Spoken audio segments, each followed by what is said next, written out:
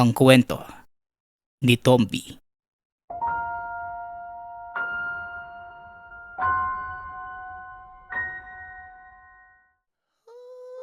Ang kwentong ito ay mula sa totoong buhay.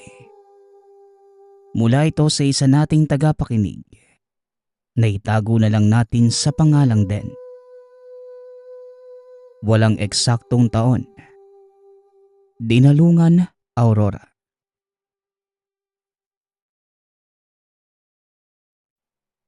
Bagong salta pa lamang si Den sa lungsod ng Dinalungan. Tubong Bicol ang binata. Pero lumaki sa Baler dahil doon na destino noon ng ama. Dalawa na lamang silang magkasama ng tatay. Dahil maagang nawala sa kanila ang ina. Nang mamatay naman ang ama, sumunod ang binata sa yapak nito. Naging pulis si Den. Masaya ang binata na nagawang matupad ang pangarap para sa kanya ng mga magulang. Kahit na maagang yumao ang mga ito. Mapalad naman ang binata. Dahil kahit wala na ang mga magulang, iniwan naman sa kanya ang malawak na lupain sa Dinalungan. Ito ang ginamit ni Den upang matustusan ng pang-araw-araw. Pati na rin ang pag-aaral. Ayaw namang umasa ni Den sa mga kamag-anak. Lalo pat hindi naman siya malapit sa mga ito. Sa pagdaan ng mga araw, halos hindi pa rin makapaniwala ang binata na isa na itong ganap na pulis. Swerte naman si Den dahil nadistino ito sa mismong Dinalungan. Palagi itong rumoronda sa buong baryo. Naging kilala sa lugar at naging malapit kay Felipe. Isang albularyo doon na 10 taon lamang ang tanda kay Den. Naging magkaibigan ang dalawa dahil madalas napatambay si Den sa maliit na karenderya ng anak ni Felipe. "O Den, andito ka na naman. Kamusta ang pagronda mo kagabi? Alam mo na ba ang bali-balita? May nangunguha na naman daw dito sa baryo. Tapos pinapatay. Ewan ko na lang kung totoo yun." Tanong ni Felipe. Naagaw nito ang atensyon ni Den. Kaya kunot noo itong napatitig sa kaibigan. "Talaga, narinig ko nga yung balitang yun eh. Pero sa awa ng Diyos, wala pa namang nareport sa headquarters na may nawawalang tao dito sa atin." Tugon ni Den. "Dito wala. Pero sa kabilang baryo, mukhang marami na. Ewan ko lang, pero karaniwan mga binata at dalaga ang kinukuha. Sa tingin mo ba, sindikato kaya ang may gawa nun? Iba kasi ang hinala ko." Muling tanong ng kaibigan. "Sigurado naman akong sindikato eh. Wala namang ibang halangang bitukan na gagawa nun, kundi ang mga kagaya nila. Bakit? Ano bang hinala mo?" Tugon ng binata. "Sa palagay ko, mga aswang. Ayon kasi sa mga saksing nakakita sa mga bangkay, wakwak daw ang tiyan at wala na ang mga lamang loob." Wika ni Felipe. "Pare naman, gawain din niya ng sindikato eh. Binibenta nila ang mga lamang loob ng biktima para magkapera. Balita ko eh, mahal pa naman ang bentahan nun." Tugon ng binata. "Ewan ko lang pare, pero yon ang kutob ko. Sana nga lang, malaman na natin nang mapuksa na natin kaagad ang perwisyo sa baryo." Muling wika nito. Matapos makapag-usap ang magkaibigan, umalis na si Den at hindi pa din nawala sa isipan ng binata ang sinabi ng kaibigan. Hanggang sa kumalat na sa buong baryo ang balita. Maging ang mga kapulisan. Nabahala na kaya pinatawag sila Den para mag-imbestiga sa mga nangyayari. Sobrang saya ni Den dahil gustong-gusto niya ang mga ganong bagay. Nagsimula na si Den na mag-imbestiga sa kabilang baryo, pero wala naman itong nakuhang kahit na anong impormasyon. Naging abala si Den dahil pala isipan sa kanya kung sino o ano ang nasa likod ng krimen. Hanggang sa nakausap muli ni Den si Felipe. Pare, wag mo sanang mamasamahin. Gusto ko sanang tumulong sa investigasyon. Sasama ako sa iyo. Malaki ang tsansa na mga nasa kaliwa ang may gawa nito. At bilang albularyo, tungkulin kong wakasan ng kasamaan nila. Wika ni Felipe. Pero pare, baka mapahama ka lang eh. O kaya naman pati ako matanggal sa serbisyo kapag nangyari yun.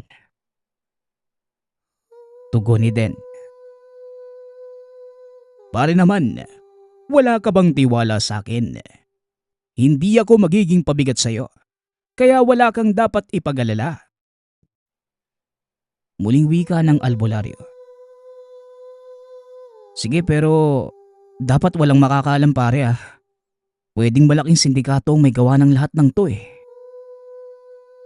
Tugon ng binata. Oo naman pare, hindi naman ako madaldal. Wika ni Felipe. Napatango na lamang si Den bilang pagtugon. May tiwala naman ito sa kaibigan, kaya hinayaan lamang ng binata na sumama ito sa kanya. Matapos ang araw na yon, magkasamang nag-imbestiga ang magkaibigan. Pero wala silang nakuha na kahit anong impormasyon kung sino o ano nga ba ang suspect sa mga nagaganap na pagdukot. Mukhang maingat ang mga nasa likod nito ah. Ang tagal na nating nag-iimbestiga. Wala pa ding pag-usad. Wika ni Den. Napapaisip na ito kung paano nila mauhuli ang salarin. Sa tingin ko, tama ang hinala kung may sakaliwa ang may gawa nito. Mga tuso sila. At hindi magpapahuli ang mga yon. Dahil kapag nangyari yon, mabilis silang mahahanap ng mga kagaya ko. Tugon ni Felipe. Nagsimula nang maniwala si Den sa kaibigan. Nakaupo ang mga ito sa isang maliit na karinderya habang sa bigla na lang may tumawag sa radyo ni Den. Pare, may natagpuan na namang bangkay doon sa bakanting lupa sa baryo natin. Tara, puntaan natin. Wika ni Den. Kagad na nagpunta ang magkaibigan sa pinangyarihan ng krimen. Pagkarating sa lugar, halos bumaliktad ang sikmura ng mga tao dahil sa kondisyon ng biktima. Wakwak ang leeg hanggang sa tiyan nito. Wala na ang mga lamang loob. Kabilang na ang mga mata ng biktima na halos hindi na makilala dahil sa nangyari. Pare, tama ako. Pagmasdan mo ang bangkay, walang tao ang gagawa ng ganyan. Alang lamang ang bituka ng taong gagawa ng ganyan sa kapwa niya. Wika ni Felipe. Kagad nagsuot ng gloves si Den. Sinuri ang bangkay. Napansin naman ng binata ang mga kalmot sa iba't ibang bahagi ng katawan nito. Kagad namang dumating ang otoridad para kunin ang bangkay. Babalitaan kita pare, pag may nakalap ako ebidensya. Mukhang tama ka nga sa hinala mo eh. Wika ni Den. Kagad itong sumama sa ambulansya at patuloy nag-imbestiga sa bangkay. Samantalang si Felipe naman, nag-umpisa na sa pagtatanong kung may nakita ba silang kahina-hinala sa lugar. Ngunit lahat ng tao ay walang ideya sa sinasabi nito. Patuloy pa din sa pag-iimbestiga si Den. Mabilis nitong pinuntahan ang doktor na nag-aasikaso sa bangkay. At dahil hawak ng binata ang kaso, pumayag ang doktor na makita muli ng binata ang bangkay. Tinignan itong mabuti ni Den. Nanlaki ang mga mata ng binata nang makita ang isang tattoo sa tagiliran nito. Kaagad namang nalaman ng binata na marka ito ng isang kulto. Iginuhit ni Den sa papel ang nakita. Mabilis na pinuntahan si Felipe para makumpirma kung tama nga ba ang hinala. Pagkarating sa tahanan ng kaibigan, kaagad niyang pinakita kay Felipe ang simbolo. Teka, ganyan nga ang kulto. Pero hindi sila basta-basta. Dahil mga halang ang biktima ng mga yan. Kumbaga demonyo kung ituring ang grupo nila. Kailangang maging maingat tayo. Kailangan nating alamin kung saan ang kuta nila. Para matapos na ang pagkawala ng mga tao dito sa ating baryo. Wika ni Felipe. Tama ka pare. Pero hindi ba nabanggit mo sa akin na ang mga nasa kaliwa hindi tinatablan ng kahit anong sandata na walang basbas o orasyon?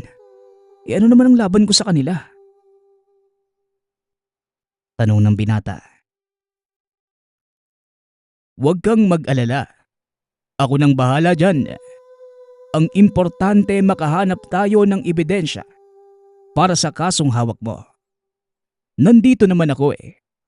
Katulong mo para masugpo ang mga kalaban. Tugon ni Felipe. Napangiti si Den at nagtanguan ang dalawa. Nagumpisa na silang alamin ang bawat detalye sa biktima.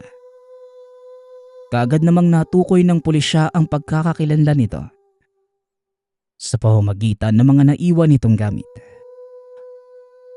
Dali-daling pinuntahan ng magkaibigan ang tahanan ng ina ng biktima na nagngangalang Aling Diyosa. Patpati nito. Puti na ang buhok at nakatungkod. Magandang araw o Aling Diyosa. Ako nga po pala si Den. Ako po ang may hawak sa kaso ng anak mo. Nandito pala kami ng kaibigan ko para sa ilang katanungan. Makakatulong po ito sa pag-usad ng kaso ng anak niyo. Bungad ni Den. Tumango naman ang matanda sa kanila. Naging magalang ang magkaibigan dahil may katandaan na ang ginang. Tanong lang po, Aling Diyosa. Alam niyo po ba kung saan po nagpatato nitong simbolo na ito ang anak niyo? Tanong ni Felipe. Habang pinapakita ang papel na may nakaguhit na marka. Tinitigan yung maigi ng matanda. Hindi ko alam. Pero nabanggit sa akin noon ng anak ko na kasama niya ang kaibigan niya na sumali sa isang samahan. Pero hindi niya nabanggit sa akin kung ano yon. Tugon ni Aling Diyosa. Pwede po ba naming malaman kung sino ang kaibigan na yun ng anak mo? Tanong ni Den. Nako, gustuhin ko man pero wala na ang kaibigan na yon ng anak ko. Patay na siya 1 taon nang nakalilipas. Pero ang alam ko, may alam ang mga magulang niya sa simbolo na yan. Teka, ibibigay ko sa inyo ang numero nila para makausap nyo rin kaagad. Tugon ni Aling Diyosa. Nang makuha ang numero, nagtanong pa ang dalawa pero wala silang nakuhang impormasyon kay Aling Diyosa. Kaya kaagad nilang tinawagan ang numerong binigay ng matanda. Ngunit sa kasamaang palad, wala namang sumagot sa kanila sa kabilang linya ng telepono. Pero makalipas ang ilang araw, biglang nakatanggap ng mensahe si Den mula sa numero. Kalakip ang isang address. Kaya naman, kaagad nagpunta doon ang magkaibigan. Dito na nila nakilala si Mang Luis, ama ng kaibigan ng biktima. Pasensya na kayo't hindi ko nasagot ang tawag ninyo. Dahil naging abala ako sa pag-asikaso sa paglibing ng misis ko. Hindi na ako nakatawag pa dahil mahina naman ang signal dito sa amin. Kaya nag-iwan na lamang ako ng mensahe. Ano bang kailangan nyo sa akin? Tanong ni Mang Luis. Nabanggit po sa amin ni Aling Diyosa na alam niyo po ang simbolong ito. Gusto po sana namin makakalap ng impormasyon para maresolba namin ang krimen na nagaganap sa amin at sa mga karatig baryo. Tugon ni Den.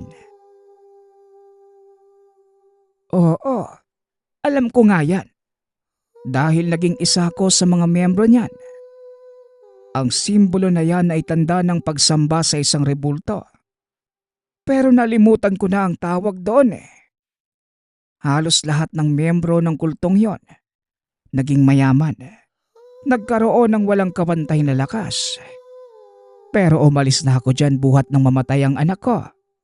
Dahil ginawa itong alay ng grupo para buhayin ang pinuno ng mga aswang. Wika na matanda. Nagulat si Den sa narinig. Hindi ito makapaniwala na merong ganong naganap sa lugar. Sa tingin niyo po, Mang Luis, may kinalaman kaya ang kultong yun sa pagkamatay ng anak ni Aling Diyosa? Tanong ni Den. Dali-dali namang tumugon ng matanda. Nako iho, walang ibang gagawa nun. Gaya ng anak ko. Malamang ginawa din nilang alay ang anak ni Aling Diyosa. Bakit nyo naman natanong? Balak nyo bang sugpuin ang grupo? Tugon ni Mang Luis. Matapang namang tumugon si Felipe. Ganun na nga po, Mang Luis. Paano po ba namin matutunton ang kuta ng mga kulto? May alam ka ba sa lugar na maaari nilang pinagtataguan? Tanong ni Felipe. Oo, alam ko. Sa tuktok ng bundok malayo sa kabahayan. Doon ang kanilang sambahan. Doon din nila ginagawa ang ritual. Pero babalaan ko na kayo. Hindi basta ang kalaban niyo. Kaya palagi kayong mag-iingat. Tugon ng matanda. Hindi ko nababanggitin pa ang mismong lugar dahil sa kasalukuyang taon. Isa na ang lugar na ito sa paboritong destinasyon ng mga turista. At para protektahan din ang lugar, hindi ko nababanggitin pa ito sa ating kwento. Sa pagpapatuloy ng investigasyon, hindi naging madali ang lahat para sa magkaibigan. Naisipan ng gamitin ni Felipe ang kakayahan. Ngunit sa huli, wala pa rin silang napala. Dala ang impormasyong nakuha ng magkaibigan kay Mang Luis. Nagpunta ang mga ito sa nasabing bundok. Nag-umpisa na silang maglakbay. At para makatulong sa laban si Den, kung kaliwa man ang makakalaban, dinasala ng orasyon ni Felipe ang baril at bala na dala ni Den. Habang nasa daan, nagbibitaw na ng orasyon si Felipe para hindi kagad sila matunto ng mga kalaban. Binigyan din ito ng tagabulag ang kaibigan para maprotektahan ito sa kalaban. Bagamat matapang at handa na sa labanan si Den, hindi nito maiwasang hindi kabahan. Dahil kung totoo man ang sinasabi ni Felipe, yon ang unang beses na makakainkwentro si Den ng kakaibang nilalang. Pare, mukhang naliligaw na tayo . Parang kanina lang nandito na tayo sa punong to. Tapos ngayon nandito ulit tayo. Tanong ni Den. Pare, huwag kang maingay at sinusubukan nila na lituhin ka para mahiwalay ka sa akin. Pero sumunod ka lang sa akin. Tsaka baliktaran mo yung damit mo. Pangontra din yan sa ligaw kung sakali. Tugon ni Felipe. Kaagad namang sinunod ng binata ang sinabi ng kaibigan. Habang nasa kalagitnaan ng bundok, bigla na lamang nakarinig ng mabilis na pagkilos si Felipe. Napansin naman ni Den ang reaksyon ng kaibigan, kaya kagad itong naghanda. Pare, narinig mo ba yun? Mukhang may nakatunog sa atin ah. Wika ni Den. Napansin ko nga, mukhang walang bisa sa kanila ang tagabulag. Hayaan mo na. Lalabas din ang mga yan kaya maghanda ka. Dahil tuso ang mga yan. Tugon ni Felipe. Gaya ng sinabi ng kaibigan. Mabilis na naghanda ang dalawa. Ilang sandali pa ang lumipas.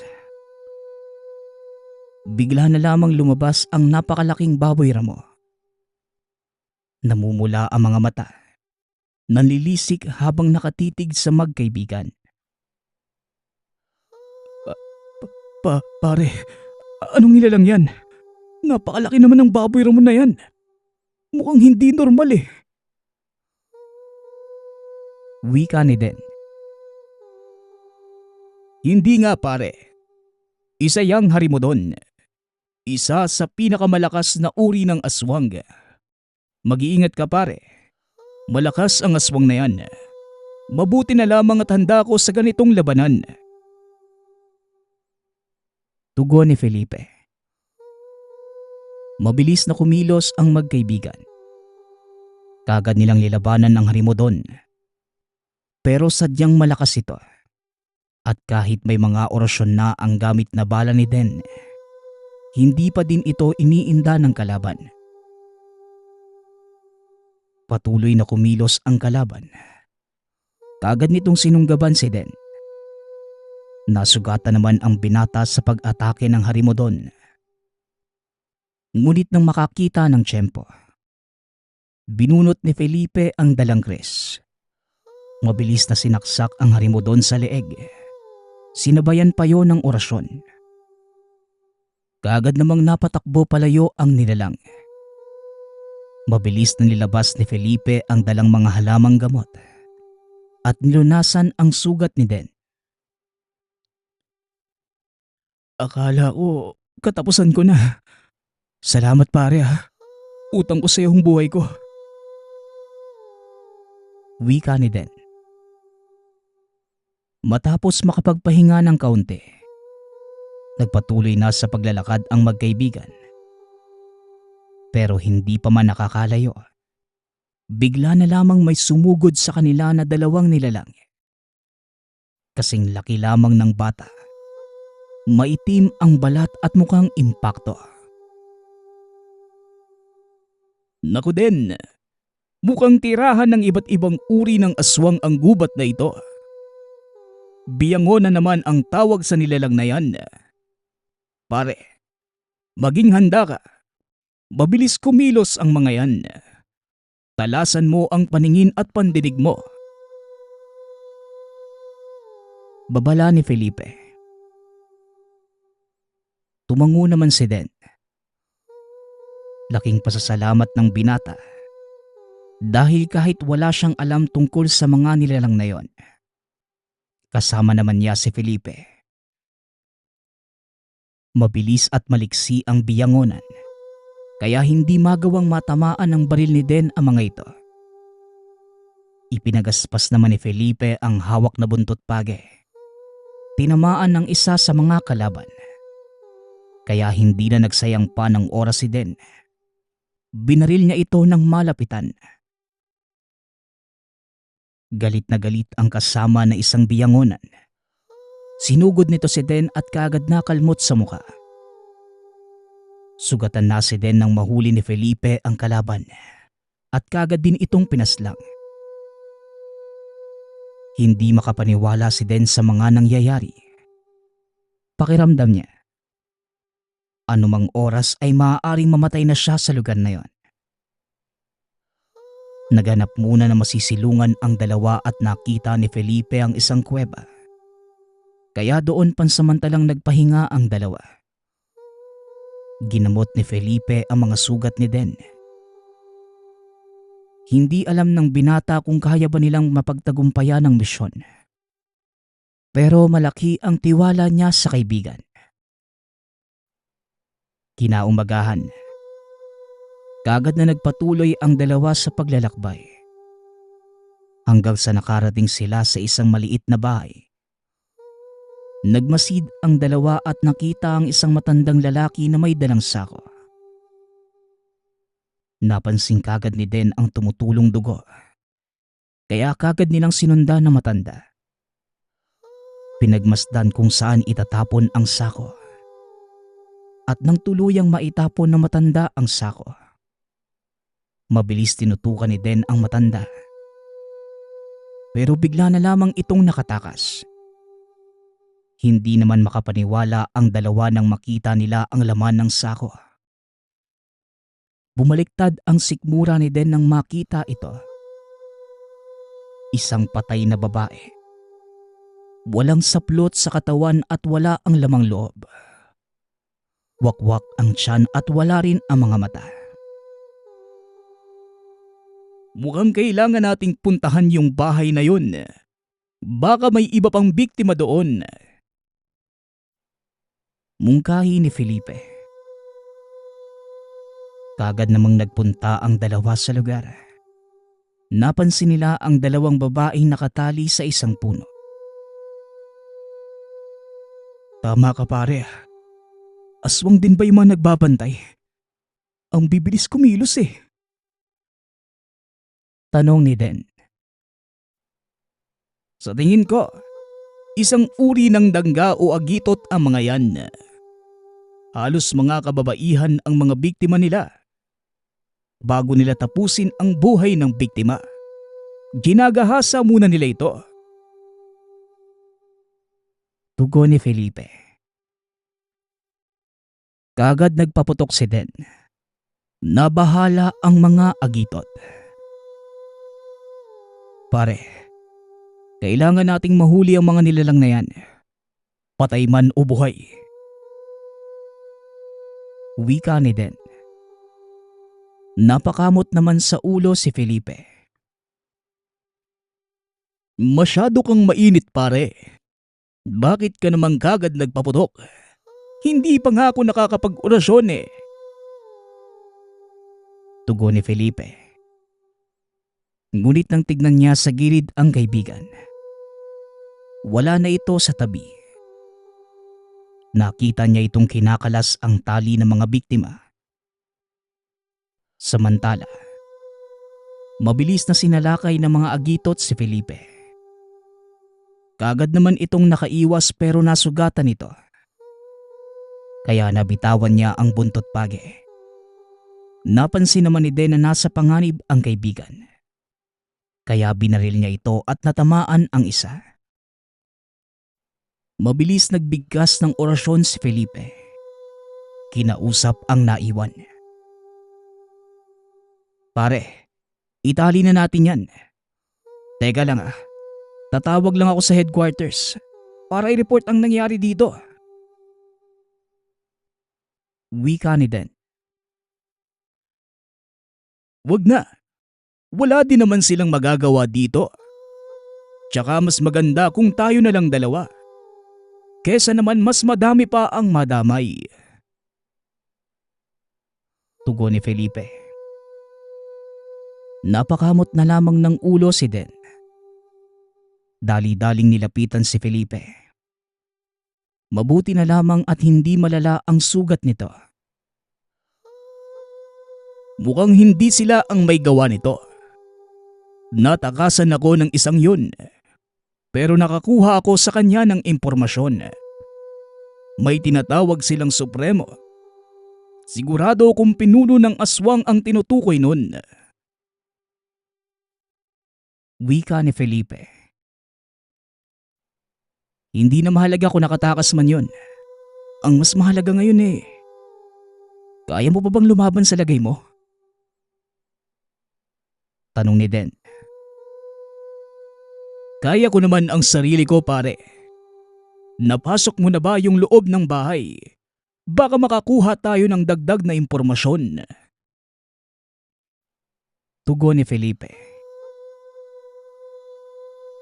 Hindi pa nga pare. Nakita kita na walang malay kaya nilabitan kita kagad. Sinigurado ko lang na maayos ka. Wika ni Den. Kaya sabay na pumasok ang dalawa sa tahanan. Nanlaki ang mga mata ng magkaibigan.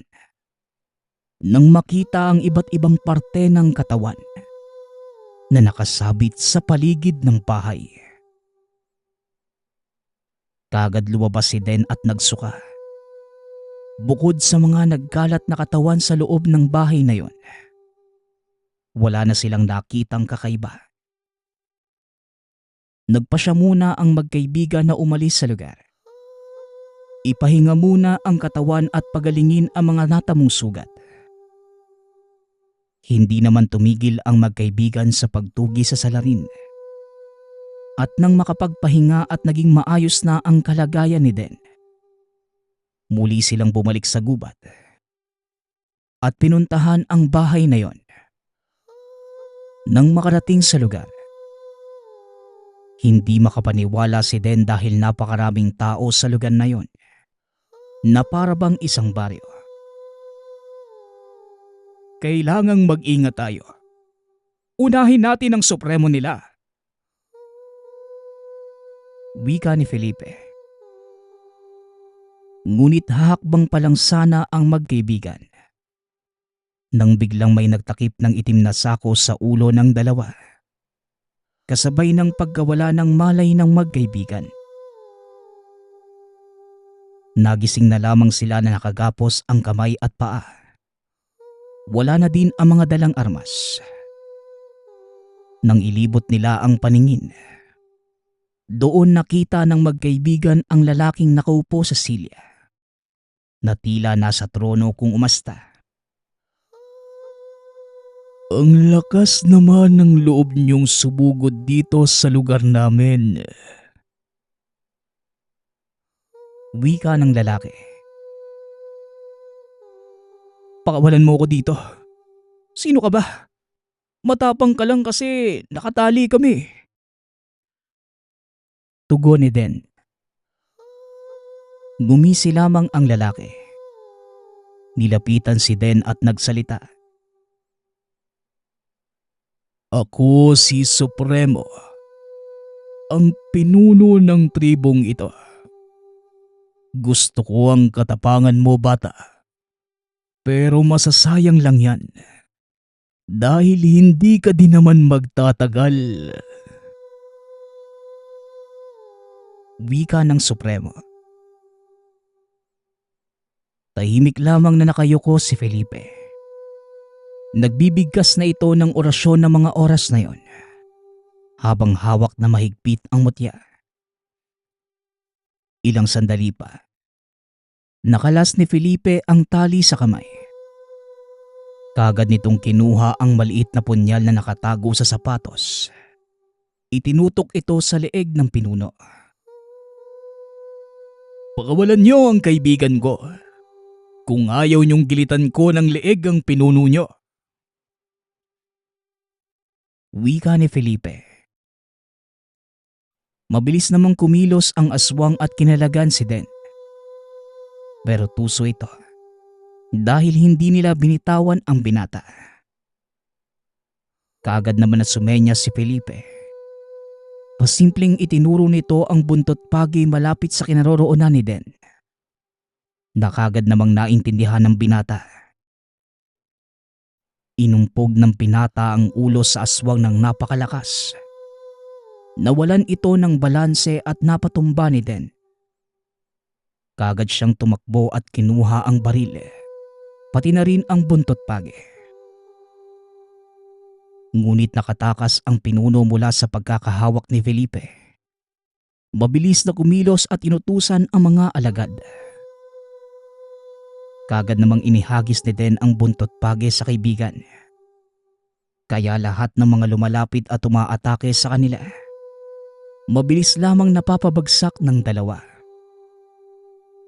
Galit na galit ang pinuno. Nagpalit ito ng anyo bilang isang mabangis na hayop na kalahating tao. Una nitong inatake si Den, kaya nabitawan ng pinata ang hawak na baril. Mabilis namang kumilos si Felipe. Nagusal ito ng orasyon at malakas na sipa at suntok ang ginawad sa Supremo. Napatalsik ang kalaban, pero nawalan ng malay si Den sa ginawang pag-atake ng Supremo. Kaya ang nagharap ay si Felipe at ang pinuno ng mga aswang.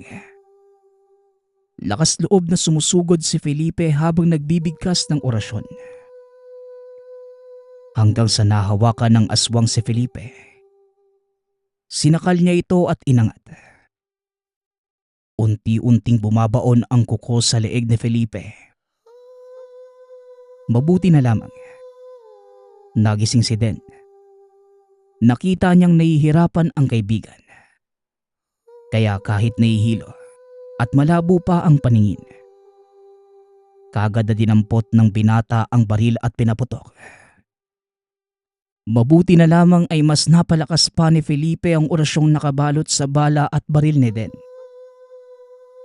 Ngunit hindi alam ng binata kung napuruhan niya ba ang kalaban. Pero nakita niyang nabitawan nito ang kaibigan. Kahit naghahabol ng hininga, mabilis na sinuntok ni Felipe ang Supremo. Sinipa at sinakal ito gamit ang buntot page. Nangihina na ang pinuno ng aswang. Buong akala ni Den ay mananalo na sila. Pero bigla nilang nawalan ng malay si Felipe. Tila ba nawalan ito ng lakas. Nakita ni Den na unti-unting tumatayo ang Supremo. Nilapitan niya ito. Hindi man alam kung paano mapapaslang ang kalaban. Itinutok niya ang konsagradong baril sa mismong dibdib ng nilalang.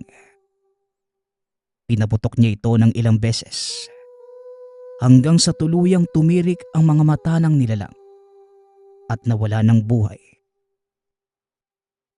Napaluhod si Den. Kaagad na nagradyo sa mga kasamahan para humingi ng tulong.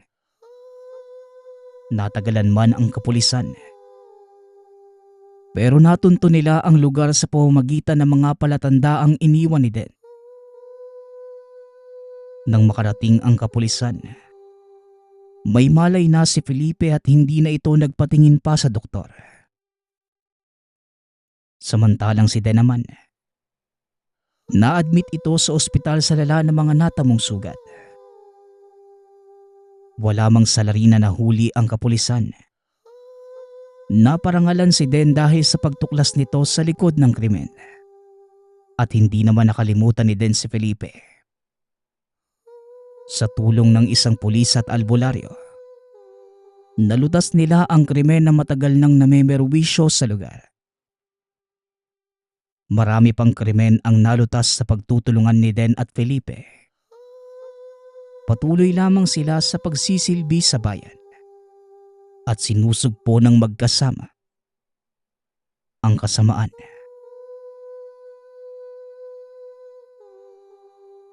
Ang kwentong ito ay mula sa isa nating tagapakinig. Naitago na lang natin sa pangalang Arnel. Taong 1970. Lugar ng Palawan. Sa syudad nagtatrabaho si Arnel upang mabigyan niya ng magandang kinabukasan ang pamilyang nakatira sa probinsya. Dahil panganay ang binata, siya lamang ang inaasahan ng ama at ina na tumulong na matustusan din ang mga pangangailangan ng mga kapatid dahil hindi sapat ang kinikita nila sa bukid. Mahal na mahal ni Arnel ang pamilya. Lalo na ang ama dahil siya ang pinakamalapit sa kanya. Kaya naman nang mabalitaan niyang may sakit ang ama, kaagad siyang nagpaalam sa amo na kung pwede ay payagan siyang mabisita ito. Ngunit sa kasamaang palad, dahil kulang din sa tao ang kumpanya, Hindi siya kagad napagbigyan. Lumipas pa ang ilang araw at nakakuha na siya ng tiket upang makaluwas. Bagamat puyat at pagod si Arnel, ginawa niya ang lahat upang makarating kagad sa probinsya. Dali-dali siyang tumakbo papunta sa kanilang tahanan. Ngunit ang naabutan na lamang ni Arnel, ang ina at mga kapatid na umiiyak sa tabi ng nakahigang ama. Arnel anak, sayang at bago sana mawala ang tatay mo. Huling-hiling niya na makita ka kahit sandali. Wika ng ina. Napaluha si Arnel dahil hindi man lang niya natupad ang huling hiling ng ama. Hindi man lang niya ito nayakap sa huling pagkakataon. At nagsisisi itong napalayo siya sa pamilya. Kung hindi lang po sana siguro ako umalis, baka naagapan pa si tatay. Sana dito na lang po ako nagtrabaho eh. Patawarin niyo po ako, Nay. Wala po ako dito nung kailangan niyo ko. Tugon ni Arnel. Patuloy lamang ito sa pagiyak. Bagamat paulit-ulit pinapaliwanag ng ina na hindi niya ito kasalanan, hindi na nabubura sa isipan ng binata kung hindi lang sana siya umalis. E di sana natulungan niya ang ama. E di sana nandito pa ito at nabubuhay. Lumipas ang ilang araw. Nakapaghanda na sila sa burol. Kahit ilang araw na ang lumipas ay hindi pa rin matanggap ni Arnel ang nangyari. Namatay ang ama dahil sa sobrang pagod sa bukid.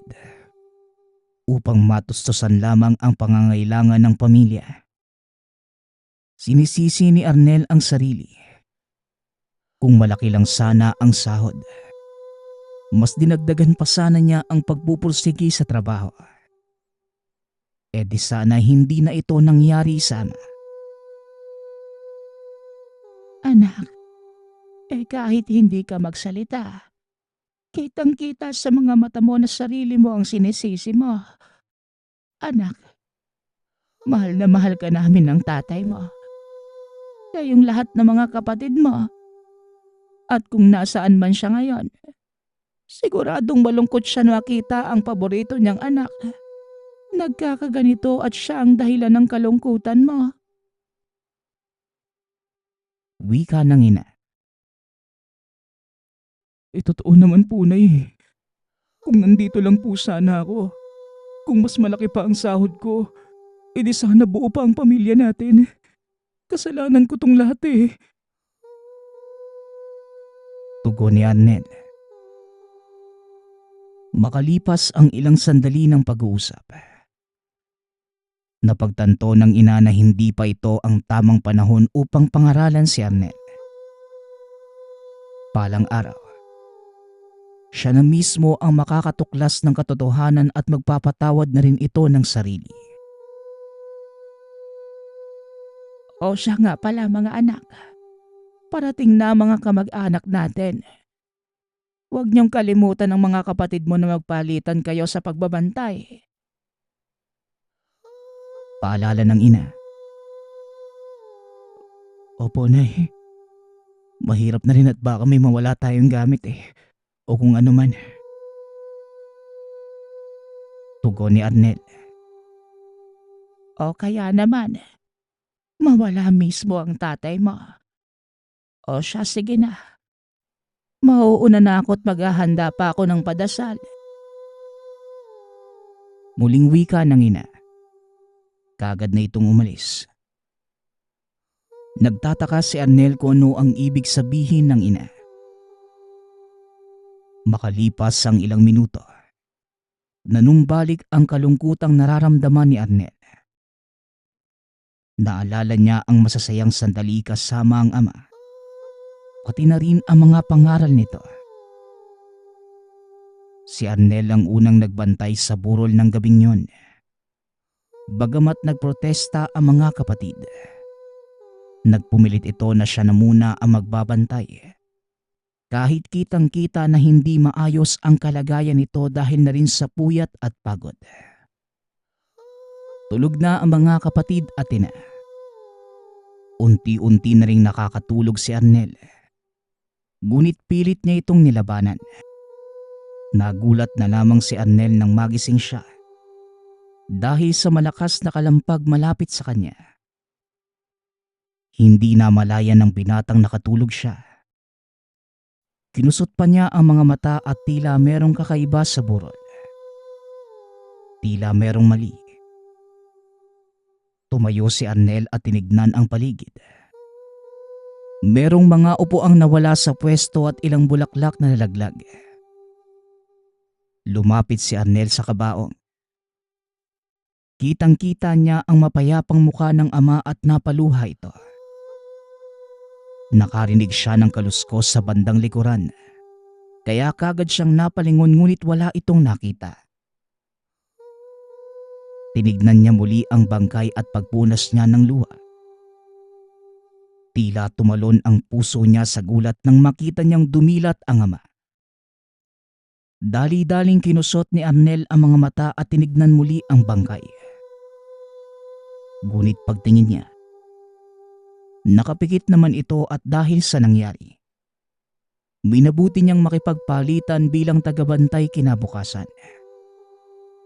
Baka kung ano-ano na ang nakikita niya dahil sa pagod at puyat. Kinabukasan, inasikaso nila ang mga bagong bisita sa burol. Nakiramay ang mga ito at meron ding mga umiiyak. Pang-5 araw na ang lamay at kinabukasan ay kailangan na ni Arnel lumuwas upang bumalik sa trabaho. Lumipas pa ang mga araw na tila blanko ang lahat. Matapos maghapunan, muling nilapitan ni Arnel ang kabaong upang sa huling pagkakataon masilayan niya muli ang ama. Laking gulat niya na makita niya ang katawan ng saging sa kabaong. Kinusot pa niya ang mga mata dahil baka nananaginip lamang siya. Ngunit binuksan niya ang kabaong at tinawakan ito. Arnel, ano bang ginagawa mo? Huwag mong pakialaman ng patay. Ano ka ba? Natatarantang wika ng ina. Nay, tignan niyo to. Wala si tatay. Ang nandito lang sa kabaong niya itong katawan ng saging. Tugon ni Arnel habang kinukuha ang katawan ng saging sa kabaong. Ano? Paano nangyari yon? Sinasabi ko na nga ba? Kaya nga pinapaalala ko sa inyo na kailangan palaging may bantay ang burol. Dahil hindi lang gamit ang pwedeng mawala sa atin. Pati na rin ang mismong bangkay ng tatay niyo. Tugon ng ina. Ha? Paano naman po nangyari yun? Kakakita lang natin kanina kay tatay. Kung meron mang nagnakaw ng bangkay, imposibleng hindi natin yun mapansin. Wika ng kapatid. Isa lamang ang eksplanasyon nito. Balbalang kumuha sa tatay niya. Wari ko matagal nang nawala yung bangkay ng tatay niya. Matagal nang katawan ng saging ang pinaglalamayan natin. Meron bang hindi nagbantay sa inyo? Imposibleng pumasok ang isang balbal kung merong gising na nagbabantay. Tanong ng ina. Kagad na pagtanto ni Arnel na maaaring habang tulog siya nung nakaraang araw, doon naganap ang pagpapalit ng balbal. Ako po yung may kasalanan, Nay. Ako po yung may kasalanan kung bakit namatay si tatay. Pati ba naman pagkawala ng katawan niya, ako rin ang dahilan. Hindi ko po sinasadyang makatulog. May narinig po akong ingay nung unang gabi ko dito. Pero nakita ko si tatay matapos yun. Paano po nangyari yun, Nay? Kitang-kita ko po siya. Hindi na ako karapat dapat tawagin yung anak. Puro kamalasan at kapalpakan lang ang idudulot ko sa pamilyang to eh. Tugon ni Arnel. Anak, kahit sinong tanungin mo dito, hindi naman ikaw ang may kasalanan. Pagod ka noon. Tama na anak at wag mo nang sisihin ang sarili mo sa lahat. Kung nakikita ka lang talaga ng tatay mo ngayon, siguradong yun din ang sasabihin niya. Pero balik na tayo sa bangkay ng tatay mo. Mukhang hindi na natin yun makukuha anak. Ilang araw na ang nakalipas at malamang matagal na yung nakain ng balbal. Ang importante na lang ngayon, ipagdasal natin ang kaluluwa ng tatay mo. Pagpapaliwanag ng ina. Hindi po, Nay. Kasalanan ko po ito. Kailangan kong hanapin ang katawan ni tatay. Hindi ko po hahayaang pati ba naman huling alaala ko sa kanya. Puro kapalpakan ko na naman. At dahil sa naging katangahan ko, hindi man lang natin siya mabibigyan ng maayos na libing. Tugon ni Arnel. Kaagad siyang umalis ng tahanan. Hinabol pa ito ng mga kapatid ngunit makalipas ang ilang minuto. Hindi na nila ito naabutan. Hinintay ng pamilya ang pagbalik ni Arnel. Ngunit lumipas pa ang ilang araw. Hindi pa rin ito umuwi. Nababahala na ang pamilya. Kaya nanghingi na sila ng tulong sa mga kapitbahay upang hanapin ito. Samantalang si Arnel naman, nasa gubat pa rin ang mga oras na yon. Pagod, puyat at gutom ngunit hindi niya yon pinagtuunan ng pansin.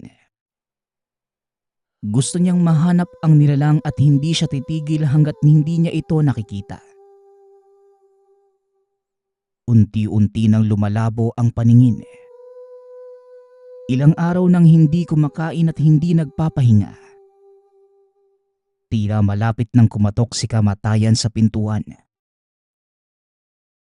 Makalipas pa ang ilang oras ay tuluyan nang dumapa si Arnel. Bumigay na ang katawan. Hindi na niya maaninag ang paligid ngunit paunti-unti ay merong lumalapit sa kanya ng dahan-dahan. Noong una ay akala niya isa sa mga residente sa lugar.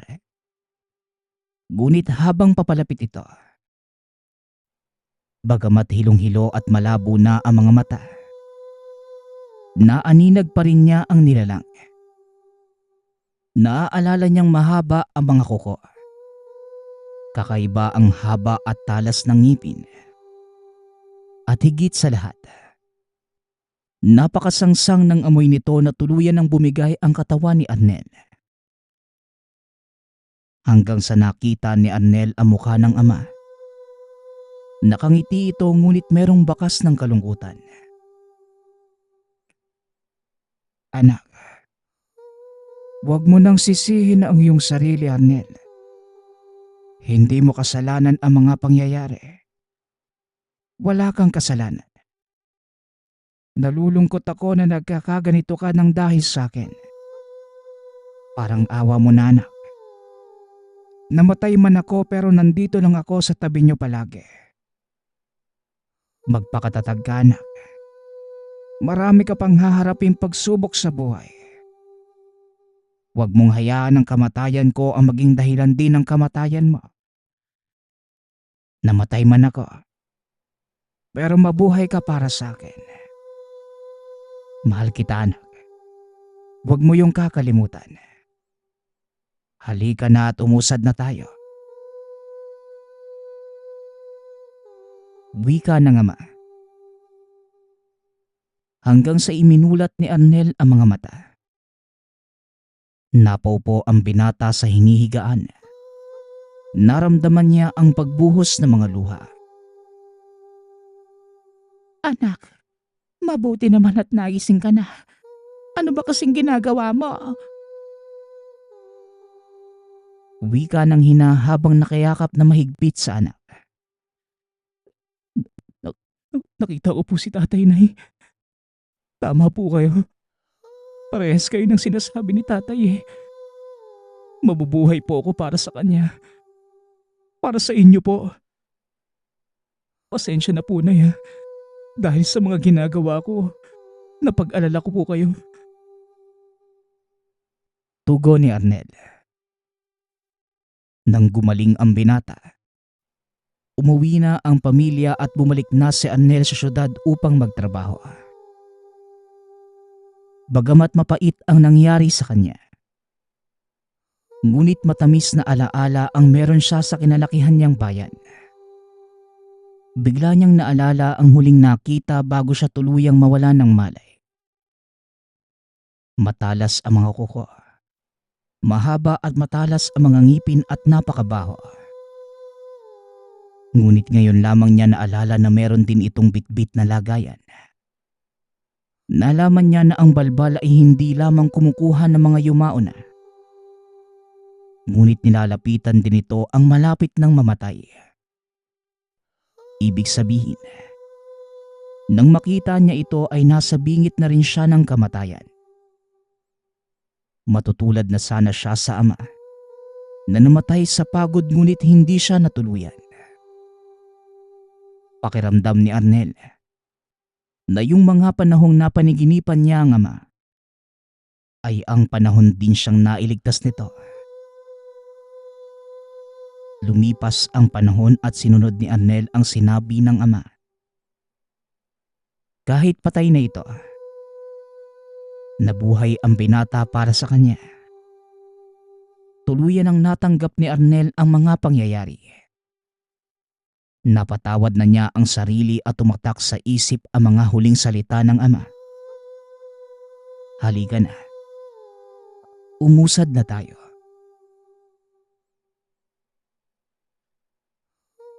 Ang kwentong ito ay mula sa isa nating tagapakinig. Naitago na lang natin sa pangalang Bea. Walang eksaktong taon. Probinsya ng Mindoro. Laganap ang krimen sa kanilang bayan. Maraming nakawan. Pang-aabuso at iba pang araw-araw mong nababalitaan dito. Ngunit nang maupo si Diego sa pwesto bilang pulis, nadama kagad ng bayan ang pagbagsak ng krimen sa lugar. Dahil sa tapang, angking galing, mabuting puso at tapat na pagseserbisyo, nakuha niya ang respeto ng bayan. Binuhos ni Diego ang oras at panahon sa pagsisilbi sa lugar. Dahil dito ay hindi na siya nag-asawa o bumuo ng sariling pamilya. Isang araw, habang may nahabol si Diego na kriminal, merong batang tumulong sa kanya at tuluyan niyang nahuli ito. Nalaman ni Diego ang pangalan ng bata ay Bea. Ulila na ito matapos siyang abandonahin ng mga magulang. Nakita ni Diego ang kaawa-awang lagay nito. Kaya naman nagpasya ang binatang kupkupin nito at tinuring na sariling anak.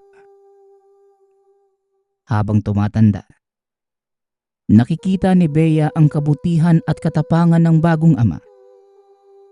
Dahil doon, nagpasya si Bea na maging pulis din katulad nito. At tulungan siyang protektahan ang bayan tulad ng pagprotekta ni Diego sa kanya. Hanggang sa nakapagtapos ng kolehiyo si Bea, naging ganap na pulis katulad ni Diego. Lumipas ang panahon at unti-unti na ring nasanay si Bea sa trabaho. Kasama niya ang ama sa pagroronda sa bayan upang siguraduhin ang kapayapaan nito.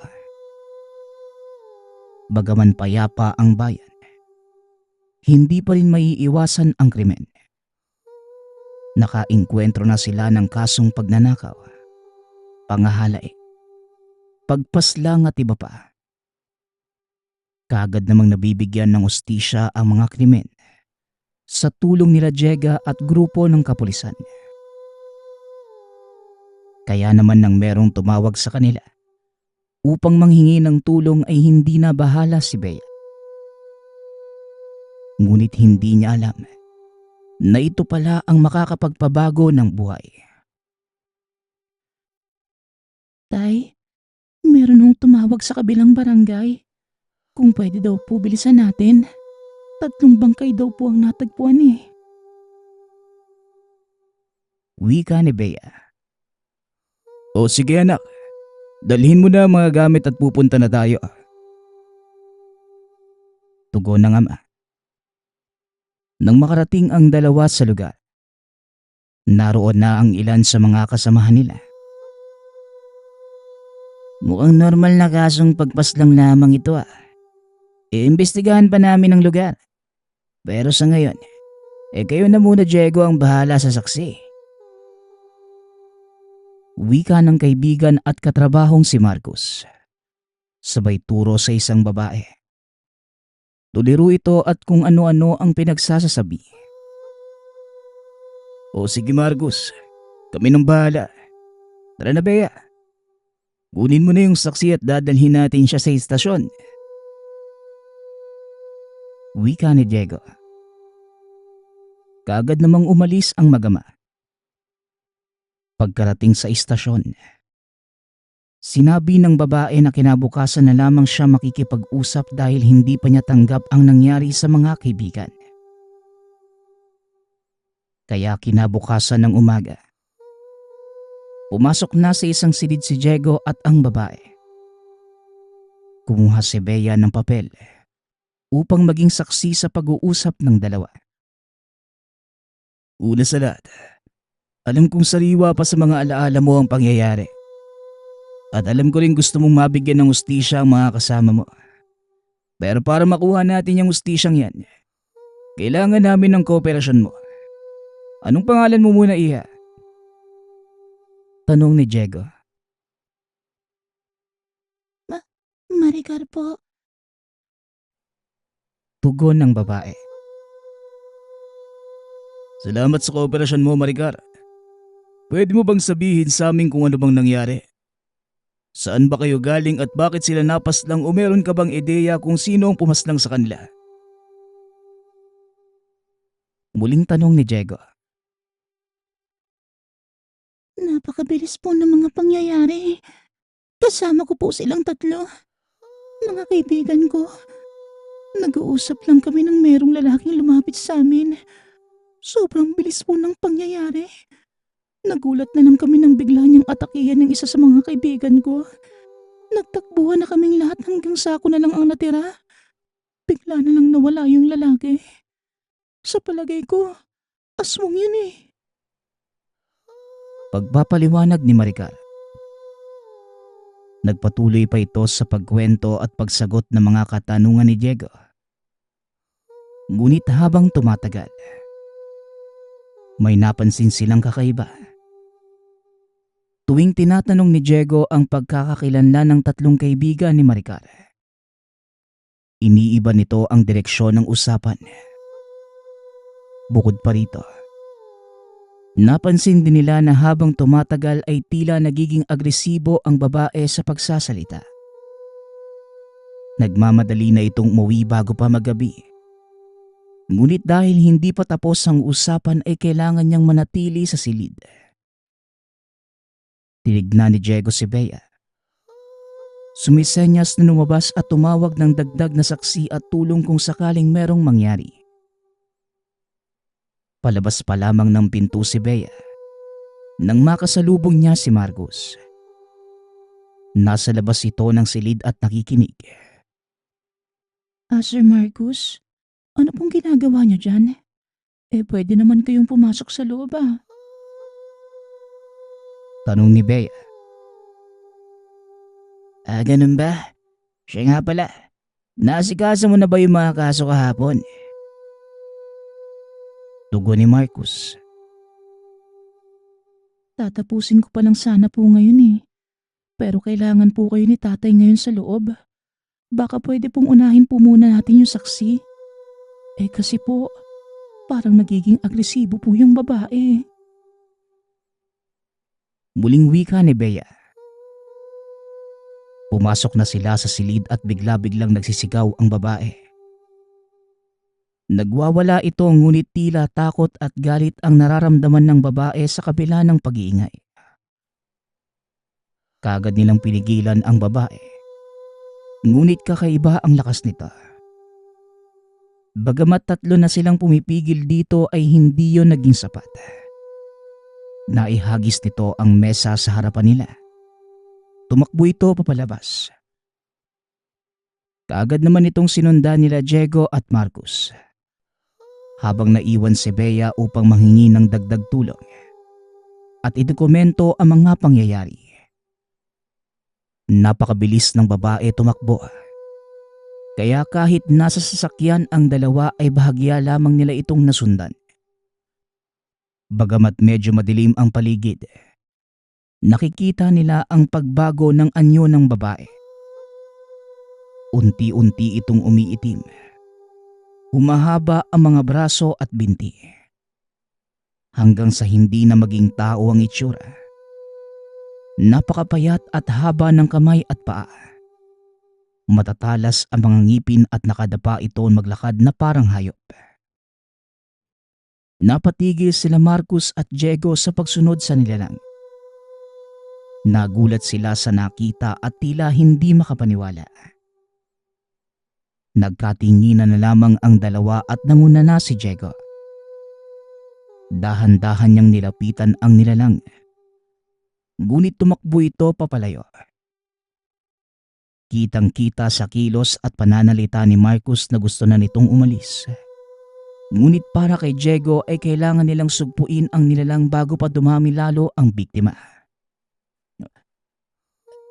Wala na yung halimaw, Diego. Tingin ko, aswang yun eh. Umuwi na tayo. Bago pa yung bumalik ulit. Wika ni Marcus. Yun na nga Marcus eh. Baka bumalik yung aswang. Baka dumami pa lalo ang biktima niya. Kaya pala hindi niya mabanggit kung anong pangalan ng mga kaibigan niya. Mga biktima lang pala niya yun. Tugon ni Diego. Nagpatuloy ito sa paghahanap. Makalipas ng ilang sandali ay nahanap na nila ang aswang. Kagad itong binaril ni Diego. Ngunit hindi pa rin ito tumigil sa pagsugod sa kanila. Nakipaglaban si Diego sa nilalang. Samantalang si Marcus naman ay nanginginig sa takot at hindi makakibo. Ano ka ba Marcus? Magpakalalaki ka nga. Gawin mo ang trabaho mo. Tayo ang tagaprotekta ng bayan. Huwag ka lang tumunganga dyan. Wika ni Diego. Ikaw ang may gusto niyan pare. Sinabi ko na sa'yo na umuwi na lang tayo eh. Pero inuuna mo pa yung kayabangan mo. Pati na yung pagmamataas mo. Pagod na ako na palagi kang pinupuri ng iba. Samantalang hindi nila nakikita na kung hindi dahil sa amin, wala ka dyan sa kinalalagyan mo ngayon. Huwag kang mag-alala. Papatayin ko yung aswang. Pagkatapos niya sa'yo. Tugon ni Marcus. Hindi makapaniwala si Diego sa revelasyon na ganun pala ang tunay na kulay ni Marcus. Kagad hinanap ni Bea ang ama at si Marcus. Ngunit natagalan ito dahil nilalabanan pa rin ni Diego ang aswang. Kung saan-saan sila napadpad, habang si Marcus naman ay nanonood lamang. Nang marinig ni Bea ang pagputok ng baril, natuntunan niya ang lokasyon ng dalawa. Habang papalapit pa lamang si Bea upang tumulong, nagulat siya nang makita ng dalawang mata na binaril ni Marcus si Diego. Pasensya na Diego ah, hindi ko sinasadya. Pero maganda na rin na mawala ka na para hindi na lumaki pa yung ulo mo. Paalam. Wika ni Marcus habang kinakasa ang baril at tinutok kay Diego. Sinubukan pa ni Bea na pigilan ang pangyayari. Ngunit huli na ang lahat. Natamaan na sa dibdib ang ama at kagad itong namatay. Bea, maniwala ka. Aksidente lang ang lahat. Malikot kasi si Diego eh. Kaya siya yung natama. Natigil sa pagsasalita si Marcos. Sinungaling ka. Narinig ko ang lahat. Narinig namin. Nagdala ko ng mga kasama at nakita namin ang lahat. Hinding-hindi ka namin mapapatawad. Wika ni Bea. Ginasuhan nila ng kasong pagpatay si Marcos. Ngunit kahit nabigyan ng hustisya ang ama, hindi yun naging sapat para kay Bea. Nawala na ang nag-iisang pamilyang tinuturing niya. At kahit habang buhay na mabulok si Marcos sa kulungan, hindi na nito mababalik ang buhay ng ama. Lumipas ang maraming panahon at naging pinuno na si Bea ng kapulisan. Katulad ng kanyang ama, ginampanan ng dalaga ng mabuti ang posisyon. Katulad ng ama ay tapat niyang pinaglingkuran ang bayan. Kahit namatay na ang ama, hinding-hindi hahayaan ni Bea na mamatay ang alaala nito. Pati na rin ang mabuting impluwensya niya sa bayan. Paalala ni Bea sa mga nakikinig ng kanyang kwento. Bagamat dapat tayong mag-ingat sa mga aswang, dapat mas maingat tayo sa mga tinuturing nating kaibigan. Dahil minsan, mas masahol pa sila sa aswang. Maraming salamat sa nagpadala ng ating kwento. Siguro ang tumatak lang sa akin dito sa kwentong ito, no? Dapat maingat tayo hindi lamang sa mga nilalang at mga elemento, maging sa mga taong nakapaligid sa atin. Dapat alam natin kung sino ang totoo at sino ang hindi. Kaya muli, nagpapasalamat ako sa lahat ng sumusuporta sa ating channel. Hanggang sa muling pakikinig. Paalam.